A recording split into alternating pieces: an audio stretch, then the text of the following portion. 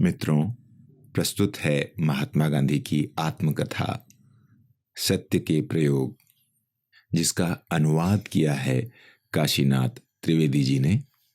आज हम सुनेंगे इस किताब के तीसरे भाग का तीसरा अध्याय, जिसका शीर्षक है कसौटी।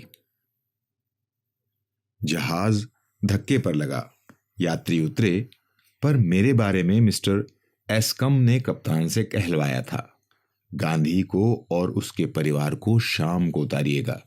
उसके विरुद्ध गोरे बहुत उत्तेजित हो गए हैं और उनके प्राण संकट में हैं। पोर्ट सुपरिटेंडेंट मिस्टर टेटम उन्हें शाम को अपने साथ ले जाएंगे। कप्तान ने मुझे संदेश की खबर दी। मैंने तदनुसार चलना स्वीकार किया, लेकिन इस संदेश को मिले आधा घंटा भी नहीं हुआ था कि इतने में मिस्टर लाटन आए और कप्तान से मिलकर बोले, यदि मिस्टर गांधी मेरे साथ चलें तो मैं उन्हें अपनी जिम्मेदारी पर ले जाना चाहता हूं। स्टीमर के एजेंट के वकील के नाते मैं आपसे कहता हूं कि मिस्टर गांधी के बारे में जो संदेश आपको मिला है, उसके बंधन से आप मुक्त हैं। इस प्रकार कप्तान से बातचीत करके वे मेरे पास आए और मुझसे कुछ मतलब की बात नहीं की।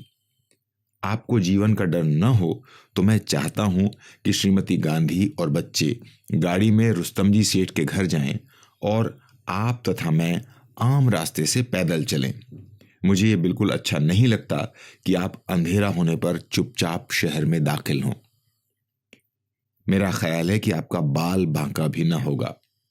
अब तो सब कुछ शांत है। गोरे सब तितर बितर हो गए हैं। पर कुछ भी क्यों न हो, मेरी राय है कि आपको छिपे तौर पर शहर में कभी न जाना चाहिए। मैं सहमत हो गया। मेरी धर्मपत्नी और बच्चे गाड़ी में बैठकर रुस्तम जी सेठ के घर सही सलामत पहुंच गए। कप्तान की अनुमति लेकर मैं मिस्टर लाटन के साथ उतरा। रुस्तम जी सेठ का घर वहां से लगभग 2 मील दूर था। जैसे ही हम जहाज से उतरे, कुछ लड़कों ने मुझे पहचान लिया और वे गांधी गांधी चिल्लाने लगे। तुरंत ही कुछ लोग इकट्ठा हो गए और चिल्लाहट बढ़ गई। मिस्टर लाटन ने देखा कि भीड़ बढ़ जाएगी, इसलिए उन्होंने रिक्शा मंगवाया। मुझे उसमें बैठना कभी अच्छा न लगता था। उस पर सवार होने का मुझे यह पहला अनुभव होने जा रहा था। पर लड़के क्यों बैठने देते?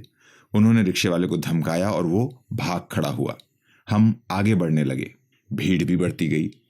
खासी भीड़ जमा हो गई। सबसे पहले तो भीड़ वालों ने मुझे मिस्टर लाटन से अलग कर दिया। फिर मुझ पर कंकरों और सड़े अंडों की वर्षा शुरू हुई। किसी ने मेरी पगड़ी उछालकर फेंक दी। फिर लातें शुरू हुई। मुझे गश आ गया। मैंने पास के घर की जाली पकड़ ली और दम लिया। वहां खड़ा रहना तो संभव ही न था। तमाचे पड़ने लगे। इतने में पुलिस अधिकारी की स्त्री, जो मुझे पहचानती थी, रास्ते से गुजरी। मुझे देखती ही वह मेरी बगल में आकर खड़ी हो गई और धूप के न रहते भी उसने अपनी छतरी खोल ली। इससे भीड़ कुछ नरम पड़ी। अब मुझ पर प्रहार करने हो तो मिसेस अलेक्जेंडर को बचाकर ही किए जा सकते थे। इस बीच मुझ पर मार पड़ते देखकर कोई हिंदुस्तानी नौजवान पुलिस थाने पर दौड़ गया। सुपरिटेंडेंट अलेक्जेंडर ने एक टुकड़ी मुझे घेर कर बचा लेने के लिए भेजी। वो समय पर पहुंची। मेरा रास्ता पुलिस थाने के पास से होकर ही जाता था। सुपरिटेंडेंट ने मुझे थाने में आश्रय लेने की सलाह दी। मैंने इनकार किया और कहा, जब लोगों को अपनी भूल मालूम होगी तो वे शांत हो जाएंगे। मुझे उनकी न्याय बुद्धि पर विश्वास है। यूं भीतर शांति थी, पर बाहर गोरों ने घर को घेर लिया। शाम हो चुकी थी। अंधेरा हो चला था।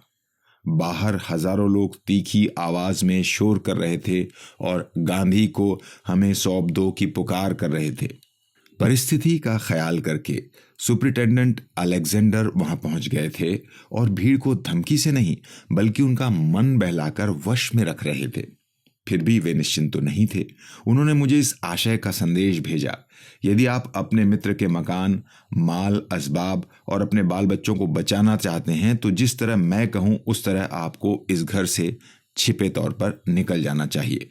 एक ही दिन में मुझे एक दूसरे के विरुद्ध 2 काम करने का प्रसंग आया। जब प्राणों का भय केवल काल्पनिक प्रतीत होता था, तब मिस्टर लाटन ने मुझे प्रकट रूप से बाहर निकलने की सलाह दी और मैंने उसे मान लिया। जब संकट प्रत्यक्ष मेरे सामने आकर खड़ा हो गया, तब दूसरे मित्र ने इससे उल्टी सलाह दी और मैंने उसे भी मान लिया। कौन कह सकता है कि मैं अपने प्राणों के संकट से डरा, या मित्र के जान माल की जोखिम से, अथवा अपने परिवार की प्राण हानि से, या तीनों से?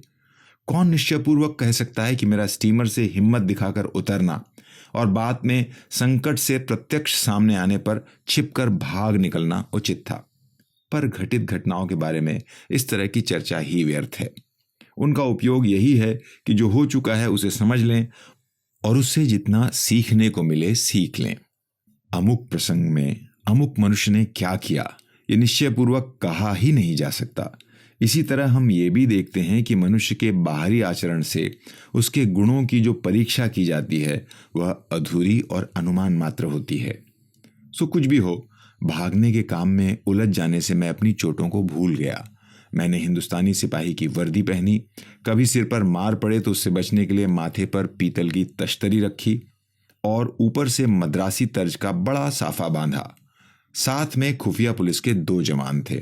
उनमें से एक ने हिंदुस्तानी व्यापारी की पोशाक पहनी और अपना चेहरा हिंदुस्तानी की तरह रंग लिया। दूसरे ने क्या पहना सो मैं भूल गया। हम बगल की गली में होकर पड़ोस की दुकान में पहुंचे और गोदाम में लगी हुई बोरों की थप्पियों को अंधेरे में लांघते हुए दुकान के दरवाजे से भीड़ में घुसकर आगे निकल गए। गली के नुक्कड़ पर गाड़ी खड़ी थी, उसमें बैठकर अब मुझे उसी थाने में ले गए जिसमें आश्रय लेने की सलाह सुपरिटेंडेंट अलेक्जेंडर ने पहले दी थी।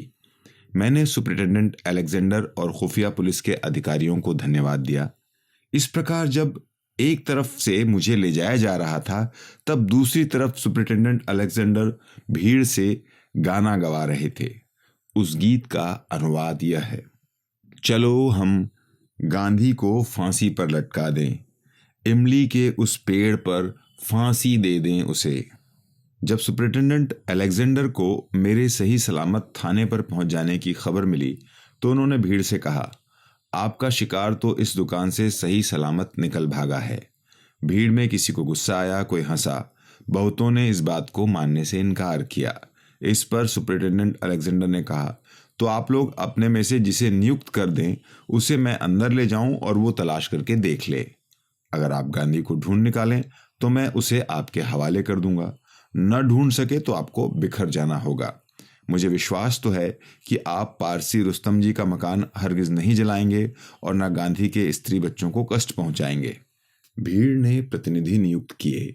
उन्होंने तलाशी के बाद उसे निराशाजनक समाचार सुनाए। सब सुपरिटेंडेंट अलेक्जेंडर की सूझबूझ और चतुराई की प्रशंसा करते हुए पर मन ही मन कुछ गुस्सा होते हुए बिखर गए।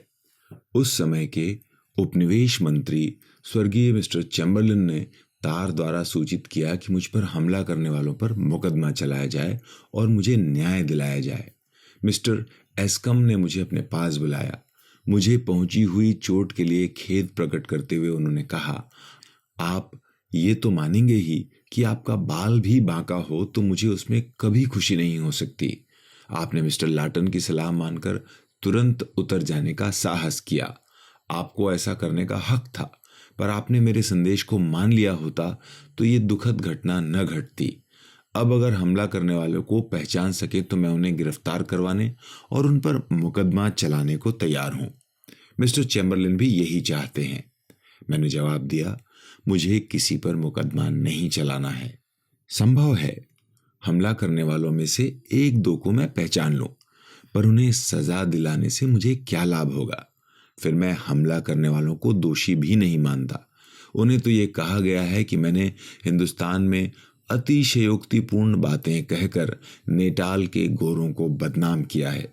वे इस बात को मानकर गुस्सा हों तो इसमें आश्चर्य क्या है? दोष तो बड़ों का और मुझे कहने की इजाजत दें तो आपका माना जाना चाहिए। आप लोगों को सही रास्ता दिखा सकते थे, पर आपने माना और कल्पना कर ली कि मैंने अतिशयोक्ति की होगी। मुझे किसी पर मुकदमा नहीं चलाना है। जब वस्तुस्थिति प्रकट होगी और लोगों को पता चलेगा तो वे खुद पछताएंगे। तो आप मुझे ये बात लिख कर दे देंगे? मुझे मिस्टर चैम्बरलिन को इस आशय का तार भेजना पड़ेगा। मैं नहीं चाहता कि आप जल्दी में कुछ लिख कर दे दें। मेरी इच्छा यह है कि आप मिस्टर लार्टन से और अपने मित्रों से सलाह करके जो उचित जान पड़े सो करें। हाँ, मैं ये स्वीकार करता हूं कि यदि आप हमला करने वालों पर मुकदमा नहीं चलाएंगे तो सब और शांति स्थापित करने में मुझे बहुत मदद मिलेगी और आपकी प्रतिष्ठा तो निश्चित ही बढ़ेगी। मैंने जवाब दिया, इस विषय में मेरे विचार पक्के हो चुके हैं। ये निश्चित समझिए कि मुझे किसी पर मुकदमा नहीं चलाना है, इसलिए मैं आपको यही लिखकर दे देना चाहता हूं। ये कहकर मैंने आवश्यक पत्र लिखकर दे दिया।